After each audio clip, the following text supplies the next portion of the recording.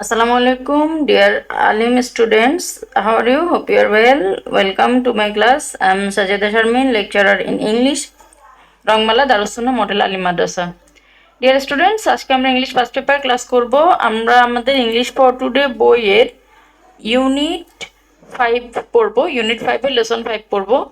Unit 5-এর অনেকগুলো lesson আমরা আগেও পড়েছি।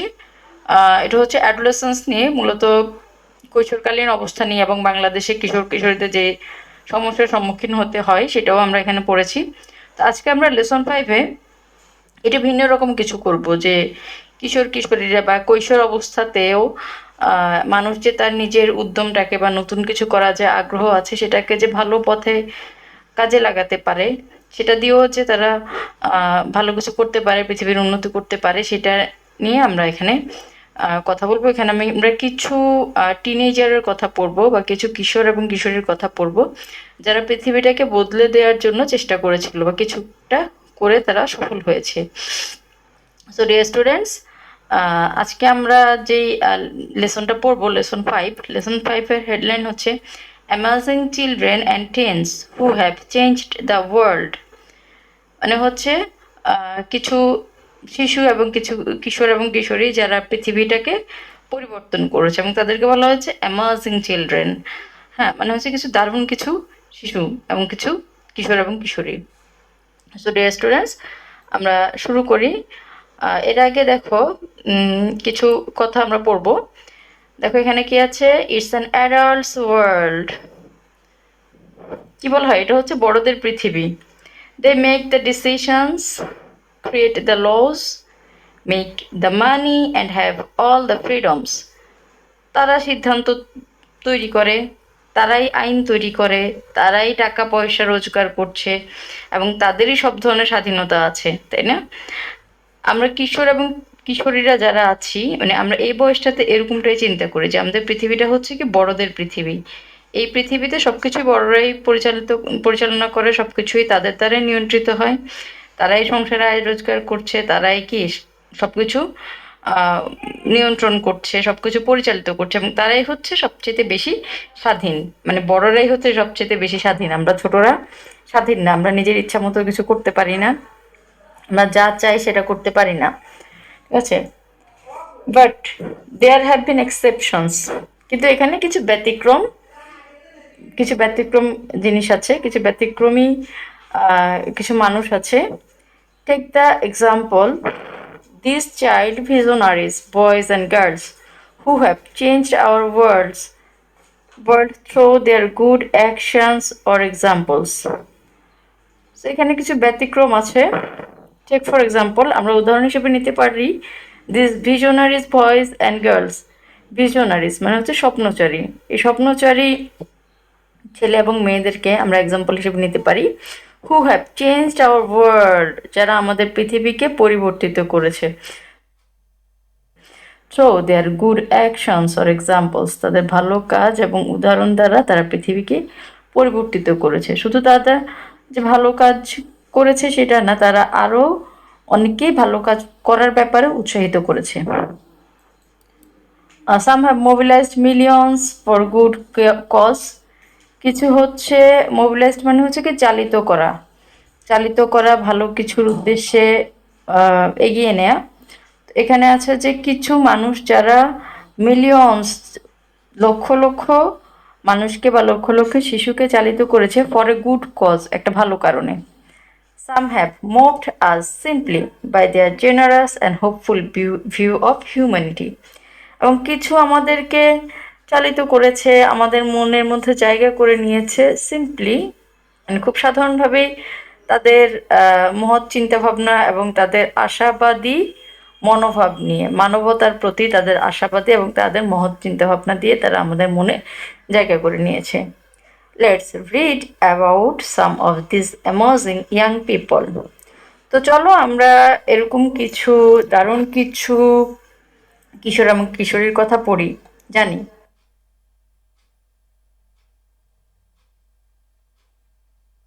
Students, look at the picture. এখানে একজন ছবি আছে, তার নাম হচ্ছে ডিলান মাহালিঙ্গাম। ডিলান মাহালিঙ্গাম খুব অল্প বয়সে চেষ্টা করেছিল শিশুদের জন্য কিছু করতে এবং তার মতো বয়সী মানুষদেরকে এগিয়ে নিয়ে আসতে, এবং তার লক্ষ্যটা অনেক বেশি বড় ছিল, অনেক বেশি মহৎ ছিল। মাত্র 9 বছর বয়সেই ডিলান মাহালিঙ্গাম একটা সংস্থা প্রতিষ্ঠা করে। তার নাম হচ্ছে লিল এমডিজিএস। লিল এমডিজিএস মানে হচ্ছে জাতিসংঘের প্রতিষ্ঠিত মিলেনিয়াম ডেভেলপমেন্ট গোলস এর সাথে সে শিশুদেরকে যুক্ত করার একটা প্রকল্প হাতে নেয়, ঠিক আছে? এবং সেখানে মানে জাতিসংঘে যেই মিলেনিয়াম ডেভেলপমেন্ট গোলসগুলো স্থাপন করেছে সেগুলো অর্জনে সেই শিশুদেরকে সহ কাজ করতে চেয়েছিল। সো আসো আমরা ডিলান মাহালিঙ্গাম সম্পর্কে পড়ি।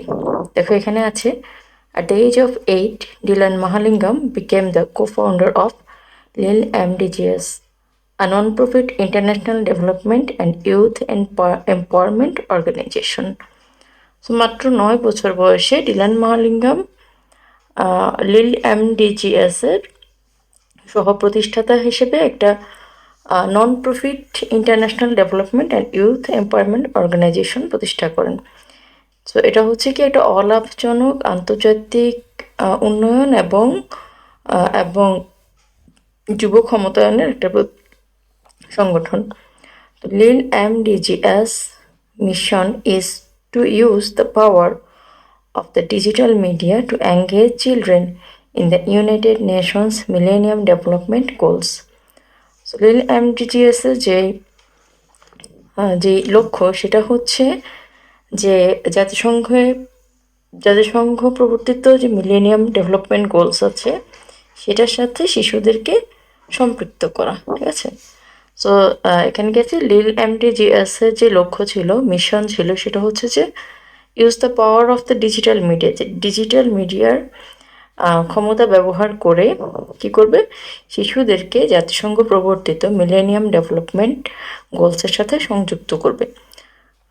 তো মিলেনিয়াম ডেভেলপমেন্ট গোলসের যে লক্ষ্যগুলো আছে এর মধ্যে আছে হচ্ছে ক্ষুধা দারিদ্রতা নির্মূল করা, তারপর আছে হচ্ছে শিশুদের শিক্ষার প্রসার ঘটানো, এরপরে হচ্ছে এইডস বা ম্যালেরিয়ার মতো এই ধরনের ডিজিজের বিরুদ্ধে লড়াই করা, তারপরে জাস্ট এই ধরনের আর কি, এই ধরনের অনেকগুলো উদ্দেশ্য মানে নিয়ে মোটামুটি মিলেনিয়াম ডেভেলপমেন্ট গোলসগুলো নির্ধারিত হয়েছে। আর ডিলান মাহালিঙ্গামের লিল এমডিজিএস এই লক্ষ্যগুলো অর্জনের জন্য শিশুদেরকে নিয়ে কাজ করেছেন।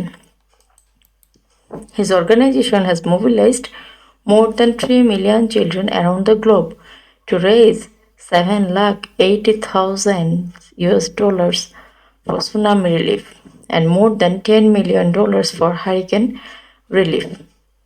সো দেখো তার যে প্রতিষ্ঠান কি লিল এমডিজিএস প্রায় 3 মিলিয়নেরও বেশি শিশুকে চালিত করেছে সারা পৃথিবীতে, এবং তারা সবাই মিলে সুনামি হচ্ছে কি একটা প্রাকৃতিক দুর্যোগ, একটা ভয়াবহ প্রাকৃতিক দুর্যোগ হয়েছিল। সেই প্রাকৃতিক দুর্যোগের সেই ক্ষতিগ্রস্ত মানুষদেরকে সাহায্য প্রদানের জন্য সবাই মিলে $7,80,000 সংগ্রহ করে এবং 10 মিলিয়নেরও বেশি ডলার সংগ্রহ করে হ্যারিকেন রিলিফের জন্য। He has built a dormitory in Tibet, a mobile hospital in India, and a school playground serving AIDS orphan in Uganda. তারা আর কি করেছে যে তিব্বতে একটা ডরমিটরি প্রতিষ্ঠা করেছে, মানে একটা আশ্রয়স্থল প্রতিষ্ঠা করেছে। তারপর হচ্ছে একটা মোবাইল হসপিটাল প্রতিষ্ঠা করেছে ইন্ডিয়াতে।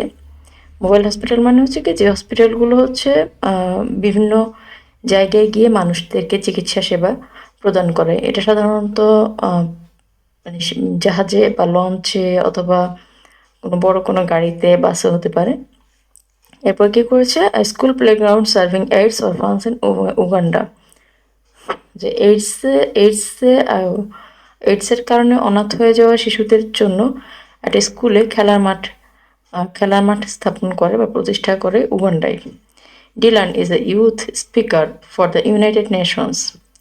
বর্তমানে ডিলান মহালিঙ্গাম জাতিসংঘের একজন যুব মুখপাত্র হিসেবে আছেন।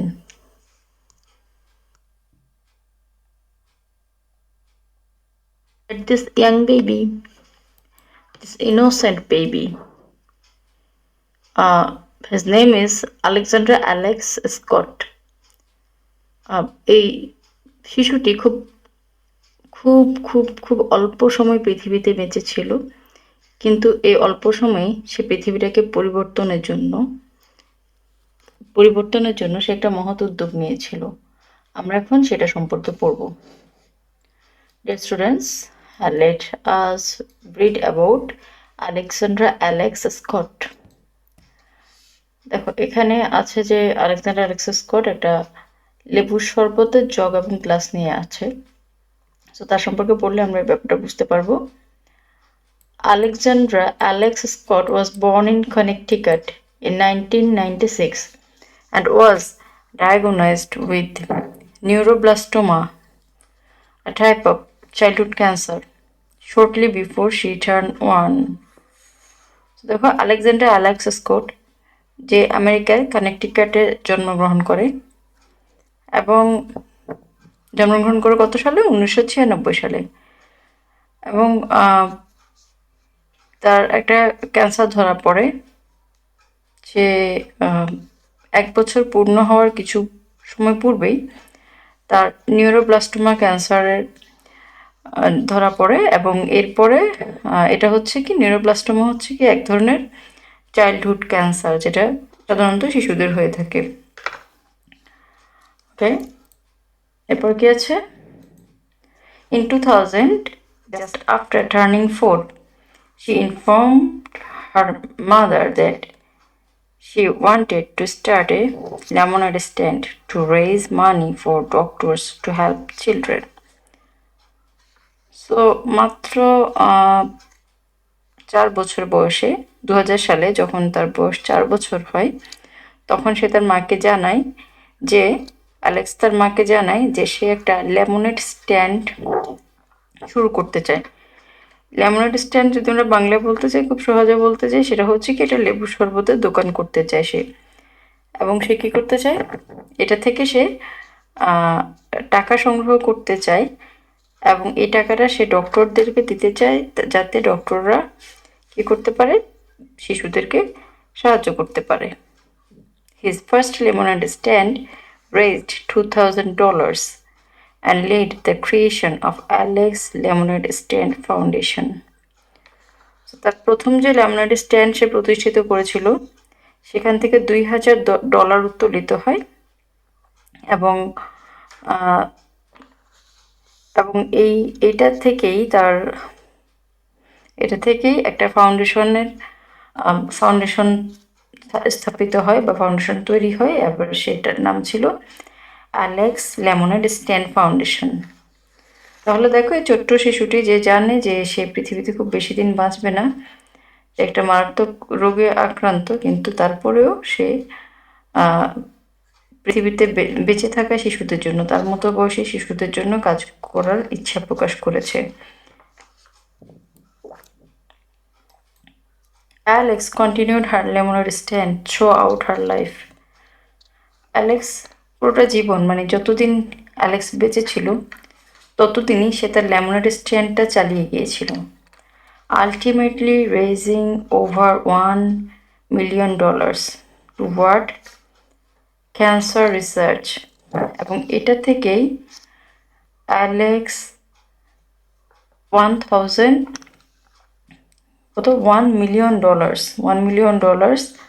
উত্তোলিত করে, $1 million সংগ্রহ করে এবং সেই টাকাটা সে কী করে? ক্যান্সার রিসার্চে, মানে ক্যান্সারের গবেষণাগারে দান করে। ক্যান্সার রিসার্চে সাহায্য করার জন্য এই টাকাগুলো সে প্রদান করে। She passed away in August 2004 at the age of 8. Alex যে মানুষের কথা ভাবতো, মানবতার কথা ভাবতো, সে 2004 সালের অগাস্ট মাসে মাত্র 8 বছর বয়সে পৃথিবী থেকে চলে যায়। ঠিক কিন্তু এই ছোট্ট 8 বছরের জীবনে অ্যালেক্স একটা পরিবর্তনের চিন্তা করেছিল, মানুষকে সাহায্য করার চিন্তা করেছিল এবং সত্যিকার অর্থে সে মানুষের জন্য কিছু করার চিন্তা করেছিল। Today, Alex's Lemonade Stand sponsors a national fundraising weekend in the United States, which is popularly known as Lemonade Days. So আজকের দিনে কি হচ্ছে, আজকে মানে এখনো পর্যন্ত কি করেছে, অ্যালেক্সের লেমনেড স্ট্যান্ডটা এখনো আছে এবং সেটা কি করছে, একটা ফান্ড রাইজিং উইকেন্ড হিসেবে এখনো পরিচালিত হয়ে আসছে। ঠিক আছে, আর প্রতি বছর এবং আমেরিকাতে মানে ইউনাইটেড স্টেটসে এই দিনটাকে, যেদিন লেমনেড স্ট্যান্ড থেকে অর্থ সংগ্রহ করা হয়, সেই দিনটাকে কি বলা হয়, লেমনেড ডেইজ বলা হয়। ঠিক আছে, তো লাইনটার দেখো, আমরা আবার পড়ি। লাইনটা হচ্ছে কি, today's Alex's lemonade stand sponsors a national fundraising weekend in the United States, which is popularly known as Lemonade Days. আচ্ছা, তাহলে কি বোঝা যাচ্ছে যে লাইনটার অর্থ অনেকটা এরকম যে বর্তমানে অ্যালেক্সের লেমনেড স্ট্যান্ড যুক্তরাষ্ট্রে একটি জাতীয় অর্থ সংগ্রহ সপ্তাহান্ত স্পন্সর করে। অর্থ সংগ্রহ সপ্তাহান্ত মানে সপ্তাহের শেষের দিন আর কি স্পন্সর করে, যা লেমনেড ডেজ হিসেবে পরিচিত। ঠিক আছে, সো অ্যালেক্স চলে গেল। অ্যালেক্সের এই যে চিন্তাটা, সেটা কিন্তু ইউনাইটেড স্টেটস অফ আমেরিকা ধরে রেখেছে এবং তারা প্রতি সপ্তাহে একদিন মানে সপ্তাহের শেষের দিনটাকে তারা লেমনেড ডেজ হিসেবে ঘোষণা করেছে এবং এই দিনে ঠিক কী করা হচ্ছে যে লেমনেড স্ট্যান্ড স্থাপনের মাধ্যমে কি করা হচ্ছে যে শিশুদের জন্য অর্থ সংগ্রহ করা হয়। Each year as many as 10,000 volunteers at more than 200 Alex's lemonade stands make a difference for children with cancer. So প্রতি বছর প্রায় 10,000 স্বেচ্ছাসেবক 2,000-এরও বেশি লেমনেড স্ট্যান্ডে দাঁড়ায় এবং ক্যান্সার আক্রান্ত শিশুদের জন্য ভিন্ন কিছু করে, কিছু পার্থক্য করে দেয়। তো তাহলে কি হচ্ছে যে অ্যালেক্স এখন নেই পৃথিবীতে, কিন্তু অ্যালেক্সের লেমনেড স্ট্যান্ডটা কি করেছে, এই মানে এখনো তারা ধরে রেখেছে। সেখানে কি 10,000 ভলেন্টিয়ার্স মানে 10,000 স্বেচ্ছাসেবী কাজ করে এবং তারা ঠিক অ্যালেক্সের মতোই লেবুর শরবতের দোকান স্থাপন করে এবং সেই দোকানগুলোর নামও তারা দেয় কি, অ্যালেক্সাস লেমনেড স্ট্যান্ডস। এবং প্রায় 2,000 লেমনেড স্ট্যান্ডস স্থাপন করা হয় এবং এরপরে সেখান থেকে যেই অর্থটা উপার্জন করা হয় সেটা কি ক্যান্সার আক্রান্ত শিশুদের চিকিৎসার জন্য ব্যয় করা হয়। সো এরপরে আমরা একজনের কথা পড়বো, তার নাম হচ্ছে রায়ান রেলজ্যাক। রায়ান রেলজ্যাক, সেও হচ্ছে কি একটা 6 বছর বয়সী একটা ছোট্ট বাচ্চা, যে সে শুনেছে যে আফ্রিকাতে শিশুরা কত পরিশ্রম করে, কত কষ্ট করে তাদের পানীয় জল সংগ্রহ করে এবং সেখান থেকেই সে ফিল করতে চেষ্টা করে যে যেসব অঞ্চলে মানুষের পানীয় জলের অভাব আছে তাদের জন্য কিছু একটা করবে। ঠিক আছে, এবং সেই সংকল্প থেকেই শুরু হয় Ryan's well foundation. Ryan Reljak. In 1998, 6-year-old Ryan Reljak was shocked to learn that children in Africa had to walk many kilometers every day just to fetch water. তো 1998 সালে 6 বছরের রায়ান রেলজ্যাক এটা জেনে খুব কষ্ট পায়, শকড হয়ে যায় যে যে আফ্রিকার শিশুরা অনেক অনেক কিলোমিটার হাঁটতে হয় শুধুমাত্র পানি সংগ্রহ করার জন্য। Ryan decided he needed to build a well for a village in Africa. Ryan সিদ্ধান্ত নেয় যে সে কি করবে, আফ্রিকায় কিছু কুয়া খনন করবে।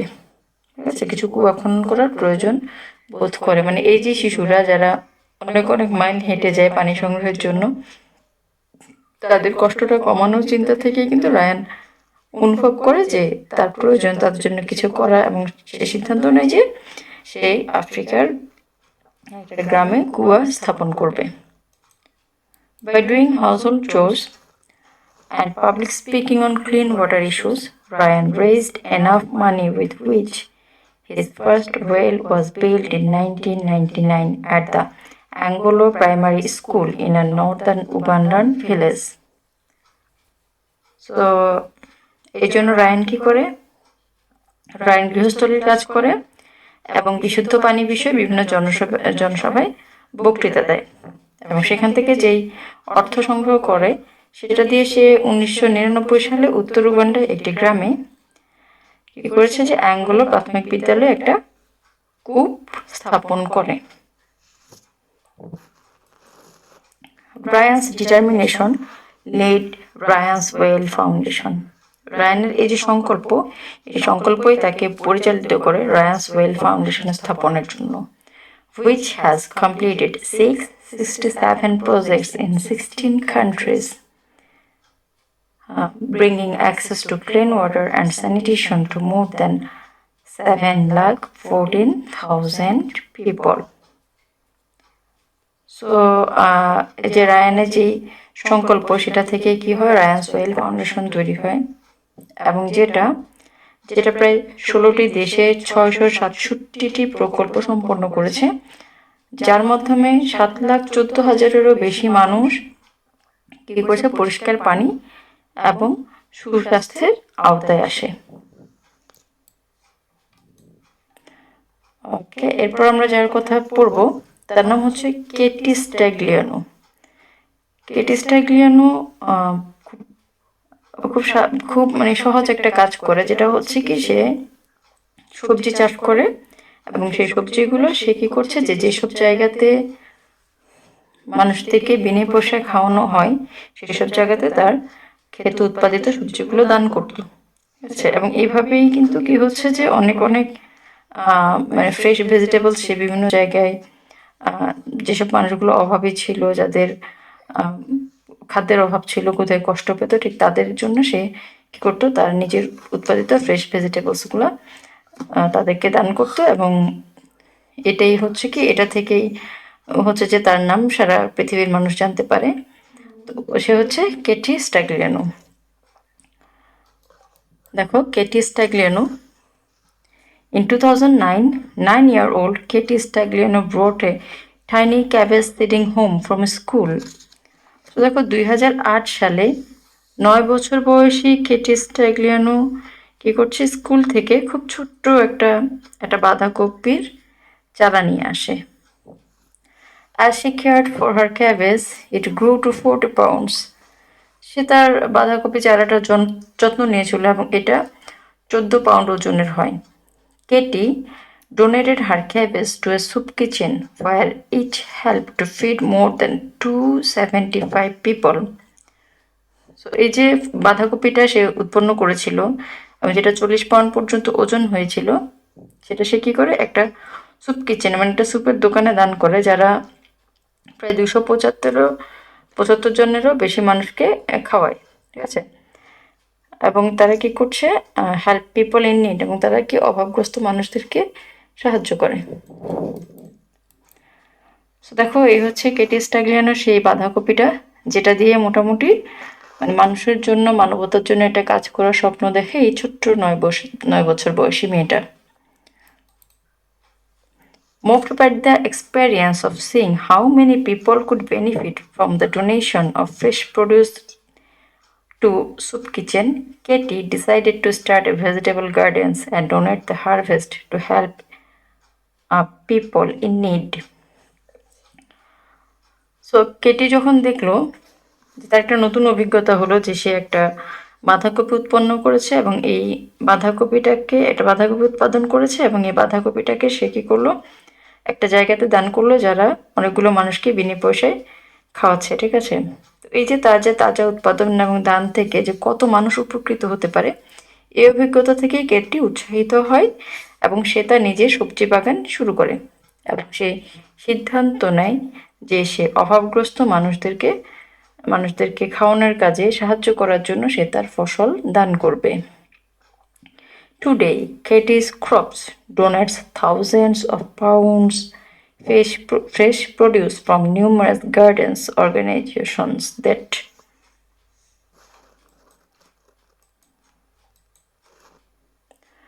আজকে কি করছে বর্তমানে কেটির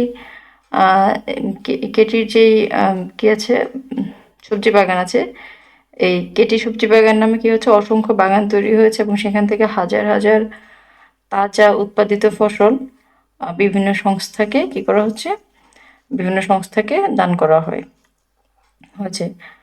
ওকে, আচ্ছা এরপরে দেখো দ্যাট, সো লাইনটা কি ছিল, লাইনটা ছিল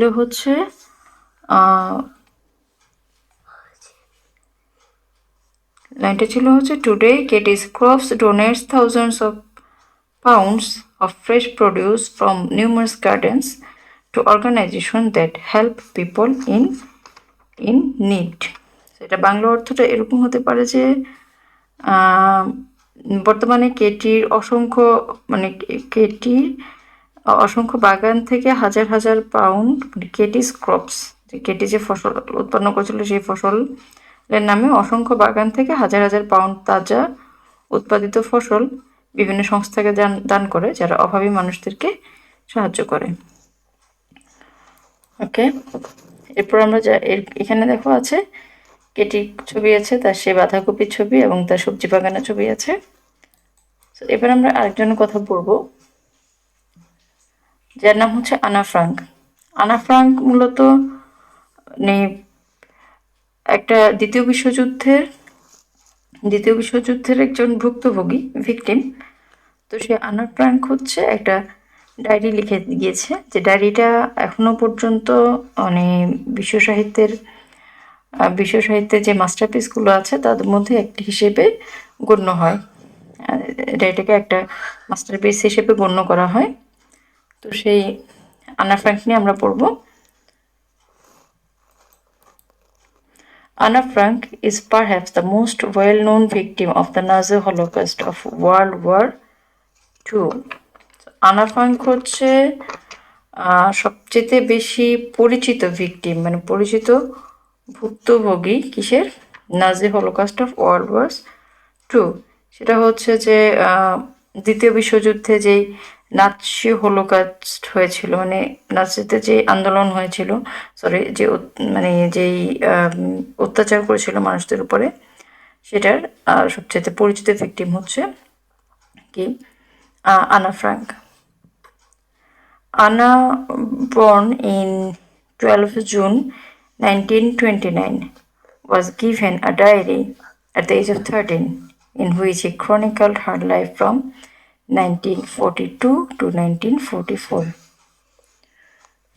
আনা ফ্রাঙ্ক জন্ম নিয়েছে 12 জুন 1929 সালে এবং তাকে একটা ডায়েরি দেওয়া হয় 13 বছর বয়সে, যেখানে সে তার জীবনের ঘটনাবলীকে সে ক্রনিকল করছিল। ক্রনিকল মানে কি, সে ধারাবাহিকভাবে লিখেছিল এবং সেটা খুব বেশি সময়ের না, 1942 থেকে 1944 সাল পর্যন্ত তার জীবনে ঘটে যাওয়া ঘটনাগুলোকে সে ধারাবাহিকভাবে লিখেছে একটা ডায়েরিতে। During this time, Anna spent 2 years in hiding with her family in Nazi-occupied Amsterdam in a secret annex with 4 other Jews. Jews মানে হচ্ছে ইহুদি, আচ্ছা। তারপরে হচ্ছে লাইনটা অর্থ কিরকম হতে পারে, এই সময় সে কী করছিল, নাৎসিদের দখলকৃত, মানে যে হিটলারের যে বাহিনী ছিল, নাৎসি বাহিনী, তাদের দখলকৃত আমস্টারডামের একটি গোপন স্থানে তার পরিবার এবং অন্যান্য চারজন ইহুদির সাথে লুকিয়ে তার জীবনে 2 বছর অতিবাহিত করে। Betrayed and discovered in 1944, Anna was sent to Bergen-Belsen concentration camp. So এখানে তারা বিশ্বাসঘাতকতার শিকার হয়, মানে তাদের মধ্যে থেকেই কেউ তাদেরকে ধরিয়ে দেয় 1944 সালে এবং ধরা পড়ে, এবং আনাকে বার্গেন আবালসেন কনসেন্ট্রেশন ক্যাম্পে পাঠানো হয়, মানে মূলত মোটামুটি এটা জেলখানাতে পাঠানো হয় আর কি। যেখানে কি করছিল, আচ্ছা, where she died in typhus in 1945, যেখানে সে টাইফাস রোগে 1945 সালে মারা যায়। সে আনা ফ্রাঙ্কের ছবি এবং নাজিরা যে মানুষগুলোকে মেরে ফেলেছিল তাদের ছবি আছে এখানে। Anna's father, Otto Frank, was only occupant of the secret annex to survive the war. আনার বাবা অটো ফ্রাঙ্ক, তিনি ছিলেন একমাত্র যে সেই গোপন জায়গাটাতে লুকিয়ে থাকা একমাত্র বেঁচে থাকা মানুষ। In 1947, he published Annie's diary as the diary of a young girl.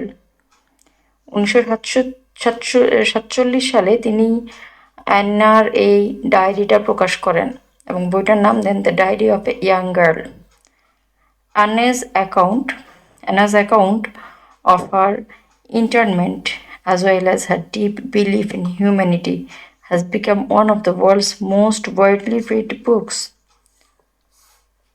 So আনার যে বন্দি জীবনের এবং বন্দি জীবনের যে বর্ণনা ছিল ডায়েরিতে, এবং মানবতার প্রতি তার যেই একটা গভীর বিশ্বাস ছিল, সেটাই মূলত এই বইটি পড়লে বোঝা যায়, এবং এই বইটি বিশ্বের সবচেয়ে পঠিত বইগুলোর মধ্যে অন্যতম একটা বই। সো এটা হচ্ছে আনা ফ্রাঙ্কের বইটার cover page, the diary of a young girl, যেটা মূলত আনা ফ্রাঙ্কের নিজের হাতে লেখা একটা ডায়েরির সংকলন। So dear students, that's all for today. Thank you very much.